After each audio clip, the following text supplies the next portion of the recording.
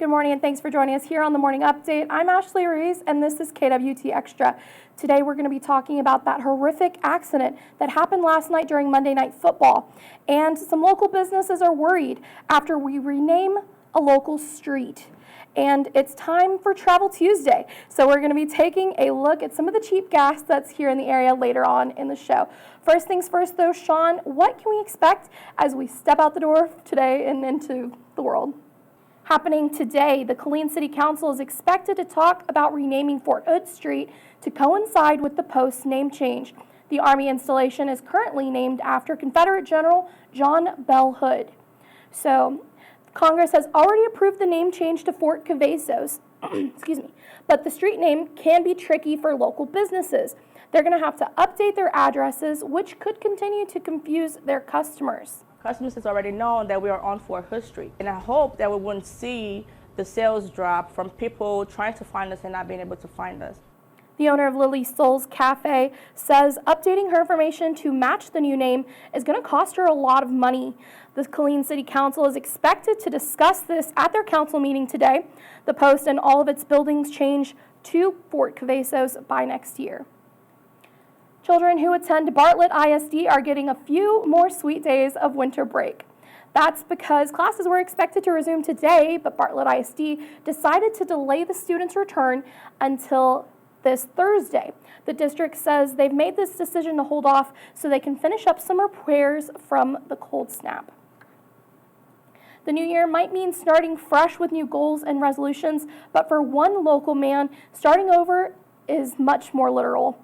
News 10's Ali Kadlabar explains how a family is trying to help from more than 1,000 miles away. The Brazos County Sheriff's Office has released the name of the deputy who was shot Friday while searching for a man accused of shooting a Bryan police officer.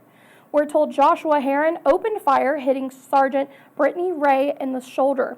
Authorities say doctors treated and released her from the hospital on Friday. Heron is also accused of shooting Officer Najee Watson during a traffic stop on Thursday night. A College Station man is charged with scamming an elderly person through text messages. This is John Civil. Police say the 37-year-old texted the victim from a number that he created on a free cell phone app. Police say Civil sent messages to the 82-year-old claiming to be the person's friend and asked on several occasions to borrow a total of $1,400.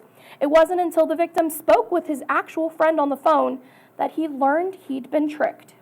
Gas might be at a good level now, but it looks like prices at the grocery store are likely to keep going up. According to the USDA's Food Price Outlook, you can expect food to cost 3.5% and 4.5% more this year than it did last year. In today's Consumer Watch, Mandy Gaither has tips that could save you money on your next grocery run. Don't forget, senior citizens and other Social Security representatives will start getting larger monthly benefits this month. The 8.7% annual cost of living adjustment is aimed at helping them cope with high inflation. It's the largest increase in more than 40 years, and it boosts retirees' monthly payments by more than $140 to an average of roughly $1,827 for 2023. About 70 million people will be getting this increase, which follows a 5.9% adjustment from last year. Speaking of money, Tesla CEO Elon Musk has allegedly lost more money than anybody else in the history of time. So Bloomberg Billionaires Index says that he's currently worth $137 billion. Before you feel too bad for him, he's doing well. But compared to last November, Musk was worth $340 billion. That makes Musk the first person to lose $200 billion in wealth. And this comes as he continues to stir up controversy with his Twitter takeover and falling Tesla stock. He could become the world's richest person once again, though, if Tesla stock just does a little rebound.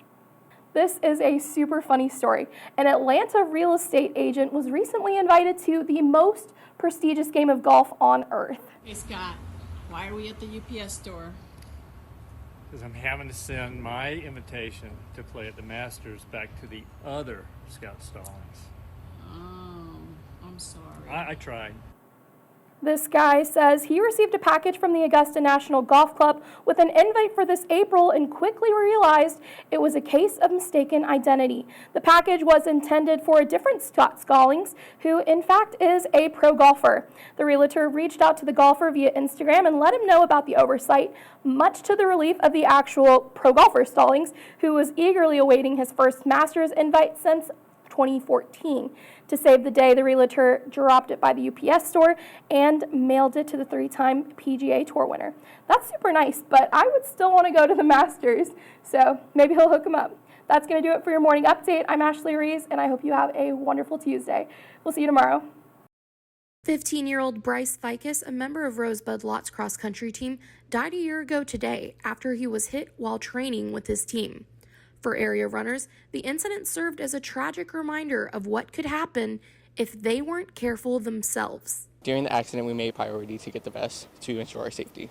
The Trojans say their number one rule is if you see a car while running, do not assume it sees you. We don't run on the trails that are closest to the roads just in case they don't really see us. We mainly run closer to grass and areas like that. The team also says runners should never wear black and should always run on the left side of the road. In addition to the vests, the Trojans wore neon yellow shirts and bib numbers filled out with their reasons for running and why they love it. Bryce isn't here with us anymore and he can't run, but we still have the opportunity to run, so being able to be here and run is just a blessing. In Temple, Ashley Ruiz, KWTX News 10.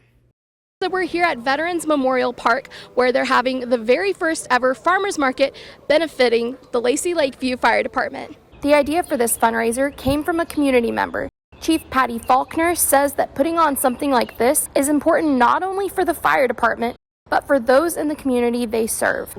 She was looking for different ways of doing fundraisers other than what we've historically done, and it's been really great because not just this fire department, but a couple, 3 community members have been in here help organizing it as well.